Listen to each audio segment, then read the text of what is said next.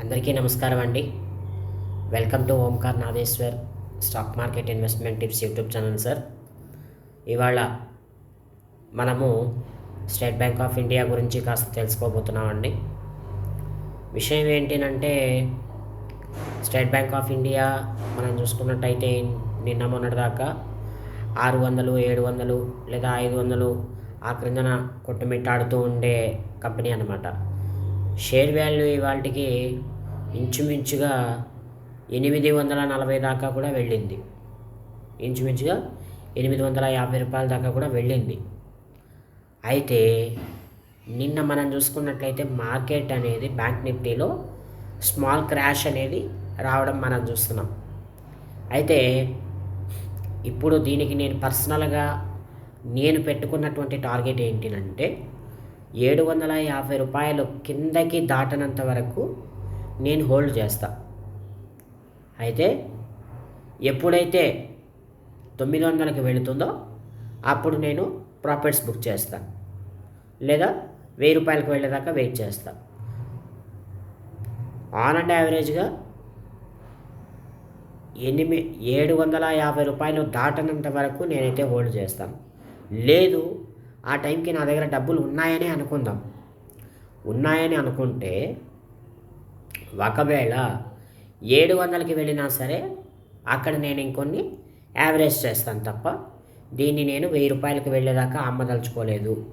ఖచ్చితంగా 6 నెలల నుండి సంవత్సరం గడువు లోపల ఈ state Bank of India share అనేది 1000 రూపాయల టార్గెట్ని రీచ్ అవుతుంది. అయితే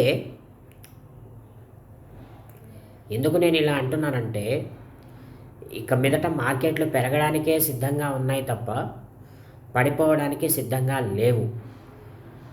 పడిన 2000 పాయింట్లు పడితే, ఒకవేళ 1000 పాయింట్లు పడితే, ఒకవేళ 1000 పాయింట్లు పడ్డాయి అనుకోండి, 1500 పాయింట్లు ఆటోమేటిక్గా పెరిగిపోతున్నాయి. కాబట్టి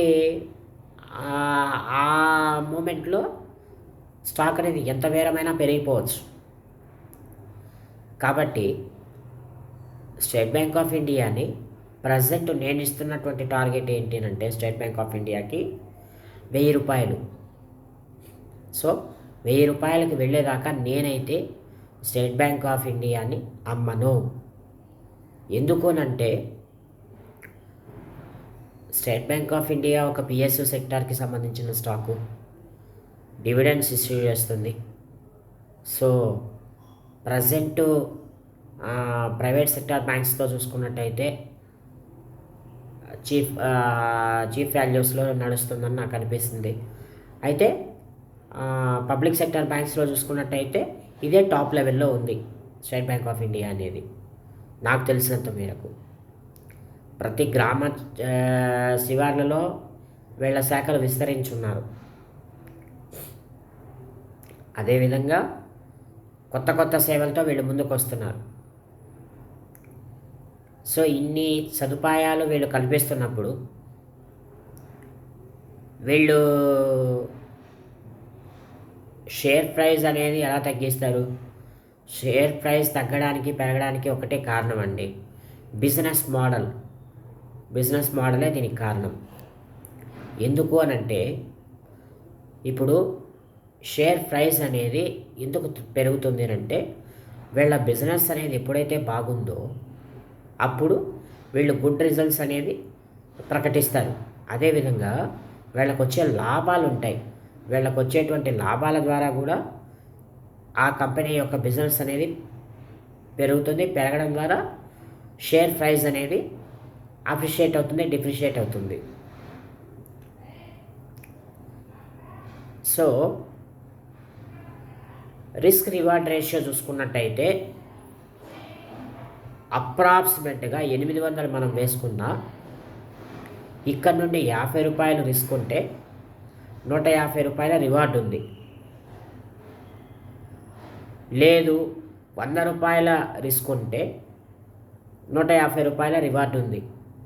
ఎలా చూసుకున్నా రిస్క్ రేషియో ఏమో తక్కువగా ఉంది, రివార్డ్ రేషియో ఏమో ఎక్కువగా ఉంది. కాబట్టి నేనైతే పర్సనల్గా ఏం చేస్తానంటే స్టేట్ బ్యాంక్ ఆఫ్ ఇండియా షేర్ని అమ్మాలి అంటే ₹1000 వచ్చేదాకా వెయిట్ చేస్తా. ఒకవేళ కింద పడిందనే అనుకుందాం, ఇప్పుడు ఇవాళ 800 మీదన లేదా 800 దగ్గరలో ఉంది కదండి. అయితే ఒకవేళ 800 దగ్గర నుండి 750, 700, 650, 600, 500 కూడా వెళ్ళింది అనుకుందాం. వెళ్ళే కొద్దీ మెల్లమెల్లగా నేను యావరేజ్ చేస్తూ వెళ్తానే తప్ప దీన్నైతే నేను అమ్మను. నేను అమ్మాలంటే ఎక్కడికి రావాలి? ₹1000 వచ్చేదాకా నేనైతే అమ్మను. ఎప్పుడు వస్తుంది? ఏడాదిలోపు ₹1000 చేరుకునే అవకాశం అయితే ఉంది. నెక్స్ట్ క్వార్టర్కి అంతా ₹80,000 అవుతుందండి. మార్చ్ క్వార్టర్ రిజల్ట్ అనేది అనౌన్స్మెంట్ వచ్చింది. సో నెక్స్ట్ వచ్చేసి ఏంటి, ఏప్రిల్, మే, జూన్, జూలై, అంటే జూన్లో దీని రిజల్ట్ అనేది ఉంది. మే, జూన్, జూలై, ఆగస్టు, ఏప్రిల్, మే, జూన్, జూలై, అంటే జూలైలో లేదా ఆగస్టులో దీని రిజల్ట్ అనేది ఉంది. కాబట్టి నేనేం చేస్తానంటే అంతదాకా వెయిట్ చేస్తా.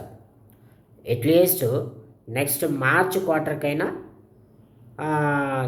ఇది ఖచ్చితంగా ₹1000 వెళ్ళి తీరుతుంది. సో కాబట్టి నేను ఎక్స్పెక్ట్ చేసేది ఏంటంటే ₹1000 వెళ్ళేదాకా అమ్మకూడదు అని నేను ఎక్స్పెక్ట్ చేస్తున్నా. కింద పడిందనే అనుకుందాం, ఎంత పడితే అంత ఎక్కువగా క్వాంటిటీ పెంచుకోండి. నేనైతే అలాగే చేస్తా. కాబట్టి స్టేట్ బ్యాంక్ ఆఫ్ ఇండియాలో మంచి వాల్యూస్ ఉన్నాయి, హై పొటెన్షియల్ వాల్యూస్ ఉన్నాయి. కాబట్టి State Bank of India hold చేయదగ్గ స్టాకే కానీ అమ్మదగ్గ స్టాక్ అయితే కాదు ఇప్పటికల్లా. సో దయచేసి ఈ వీడియోని లైక్, షేర్, కామెంట్, సబ్స్క్రైబ్ అయితే చేయండి. సార్ ఇంకొక మాట, ఇది కేవలం నా పర్సనల్ ఒపీనియన్ మాత్రమే. మీరు ఏదైనా ఇన్వెస్ట్మెంట్ చేసే ముందు మీ పర్సనల్ రీసెర్చ్ ఫైనాన్షియల్ అడ్వైజర్ని కనుక్కున్న తర్వాతే మీరు ఈ పని చేయండి. ఎందుకు అంటే ఇవాళ నేను చెప్పానని చెప్పి పెట్టి తర్వాత కిందకి వెళ్ళిన తర్వాత బాధపడేటట్టయితే మీరు ఇందులో ఇన్వెస్ట్ చేయకండి. నేను సెబీ రిజిస్టర్ని కాదు. నాకు తెలిసినటువంటి నాలెడ్జ్ని మీకందరికీ షేర్ చేయాలనే ఉద్దేశంతో మాత్రమే ఈ వీడియోలన్నీ నేను చేయడం జరుగుతోంది. దయచేసి గమనించగలరు. Conditions apply. సో ఇలాంటి వీడియోలు ఇంకా మీకు కావాలి అంటే దయచేసి నా ఛానల్ని లైక్, షేర్, కామెంట్, సబ్స్క్రైబ్ అయితే చేయండి. థ్యాంక్ యూ వెరీ మచ్ అండి. నమస్తే.